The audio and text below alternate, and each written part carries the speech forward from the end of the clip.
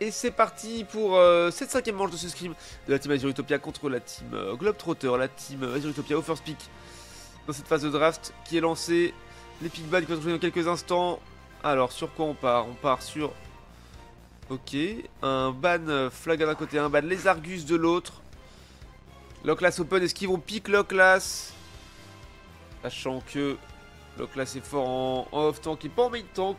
Je trouve qu'un multi-exp ne sied pas à Locklass, personnellement. Tellement c'est ce que je pense. Voilà. On va pas se mentir, on va pas se le cacher.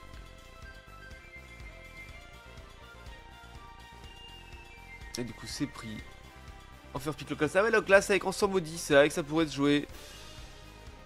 On enlève la cuillère, on met les dettes de stacking et on joue ensemble maudit, ça pourrait être fort, c'est vrai. Ah, donc j'y pense. On pourrait le tenter demain matin, il est vrai, il est vrai.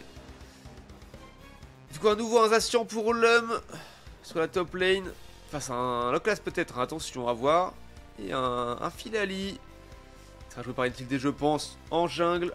Cette fois-ci, du coup, à moins qu'on inverse et qu'on mette des Ascians en jungle, mais est-ce que c'est si worse de mettre des Ascians en jungle alors que c'est si fort sur top lane? Je ne sais pas. Bon, c'est vrai que les deux picks sont forts en top lane, donc soit Filali ou Zacian. Donc c'est à voir la suite de la draft, côté Azure Utopia, pardon. C'est un Euphorie et un Fenard. Vous avez BT et Jean-Mi. Et ensuite la réponse côté Globetrotter.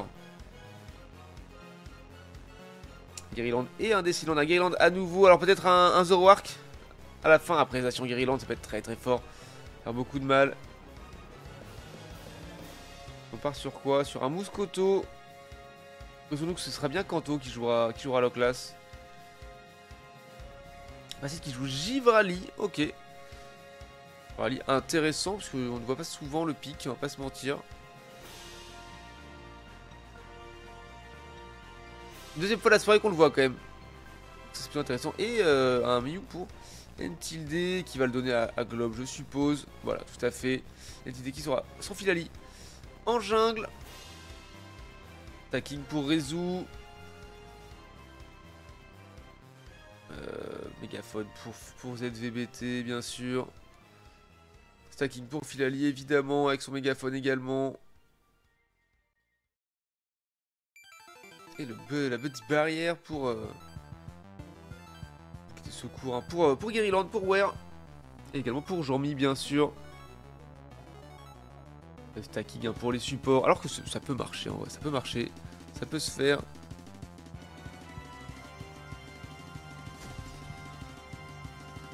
Et je vous passe sur la scène full screen, bien sûr.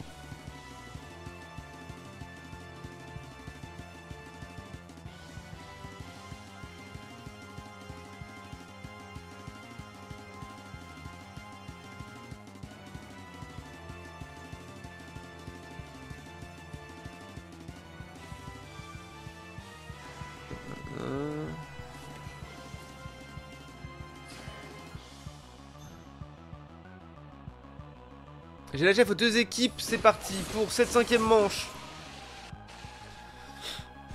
Kanto bien sûr sur la bot lane. Avec son Locklass. Oh, très content de voir un Locklass, hein. Très content de voir un Locklass, ça me fait très plaisir.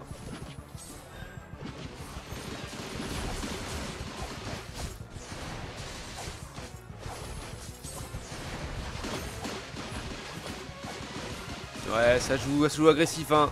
C'est récupéré par Fitz avec son Décéliande. Avec le tapotige. Attention au gank de Fila qui est déjà là. Puisque qui va faire une invade sur Givrali. Attention. Oh, et ouais, c'est dramatique.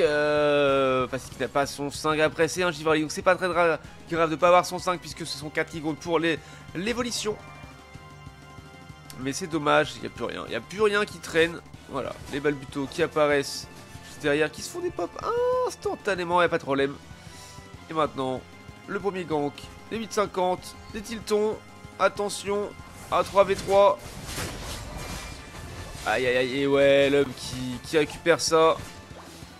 Qui fait très très mal, avec son Guerryland sur le dos.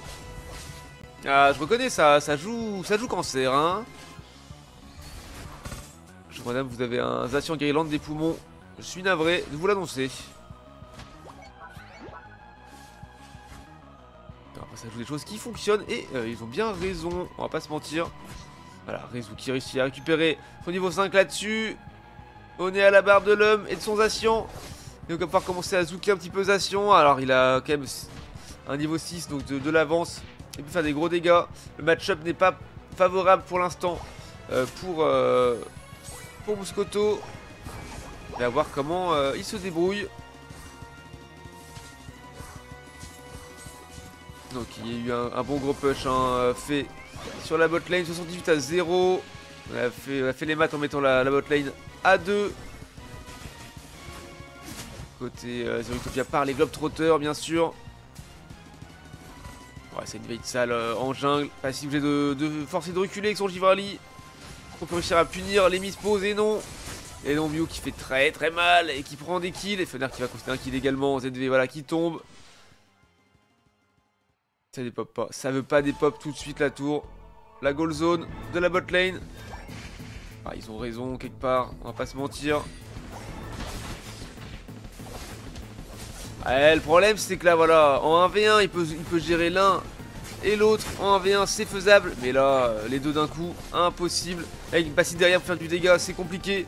Parce qu'on va pas tenir la longueur là. T'as un Zacian Fidali c'est compliqué. Alors il faudrait choper Fidali d'abord pour taper Zacian avec. Ouais, c'est compliqué les plans de jeu là hein, contre un Zacian Fidali. Pas évident. Ah, ça va mettre du score. Ce Régile qui est récupéré. Qui pourra pas être défendu à temps malheureusement.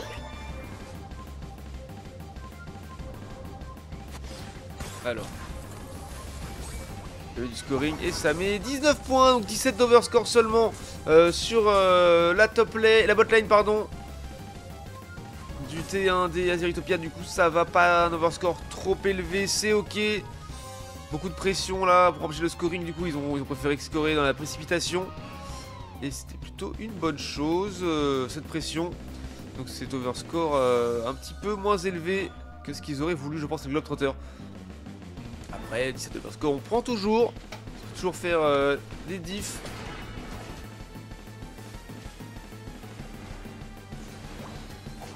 Ça récupère du farm et on a Fidze hein, sur des Céliantes qui est en train de score bot lane.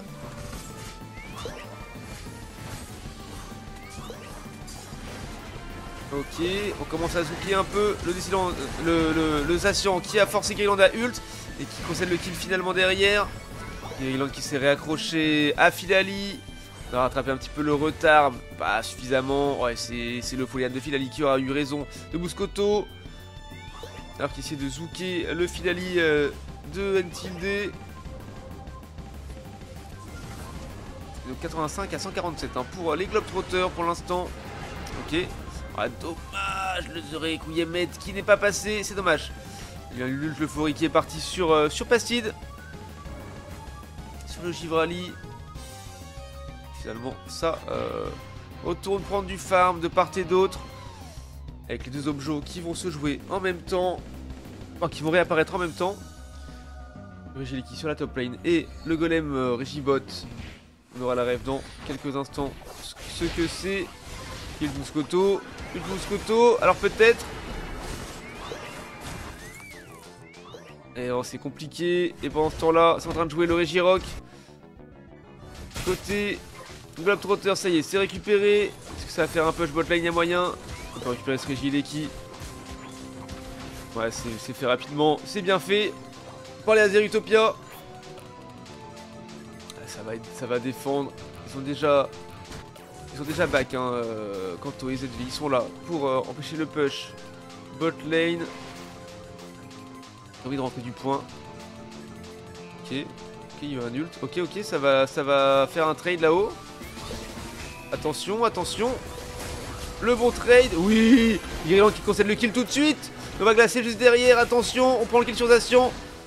Fidali qui est là, qui est encore en vie. Malheureusement, Rezu et Jean-Mi ont concédé un kill juste avant. Aïe aïe aïe, qui tombe également. Pacide qui avait back, je ne sais pas. Qu'est-ce qu'il avait pris Est-ce qu'il est considéré un kill? Je ne sais pas. En tout cas, ce Régis Lekiki sera fini de défendre par les Globetrotters tranquillement, sans trop de problèmes. Et voilà, on récupère du farm dans la jungle.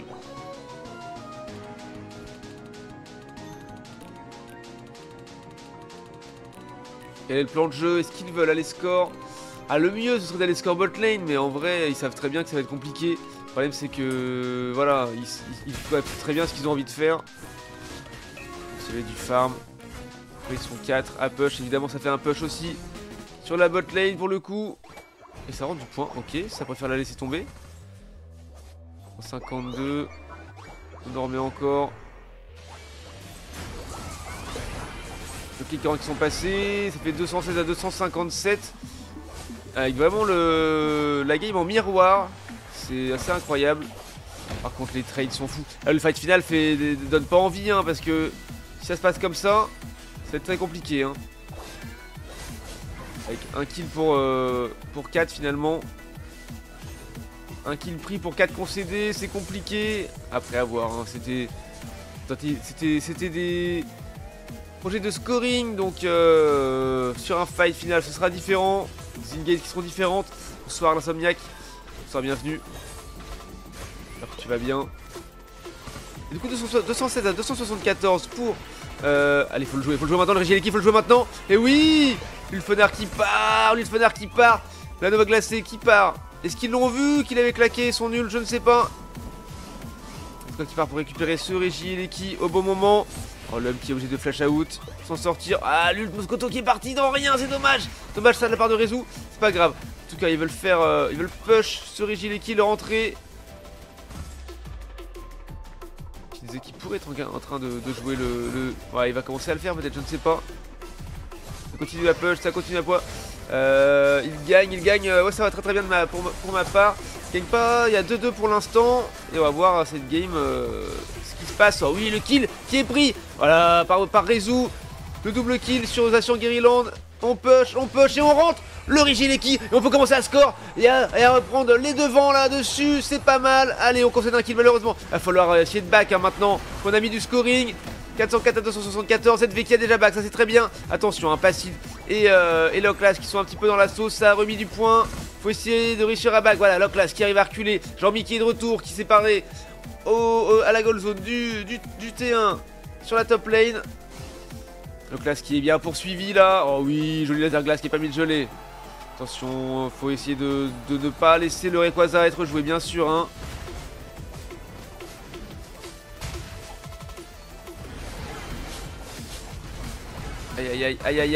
Aïe, 30 secondes de jeu. Elle va glacer. Oh, dommage. La boule élec de Mew qui a proc, c'est pas mal. Ok, Rezu qui dépop de bouclier. C'est propre, attention. Filali qui se dirige vers le T3. Si Passif veille au grain, il est là, il y est. Décéléon qui a 25 points.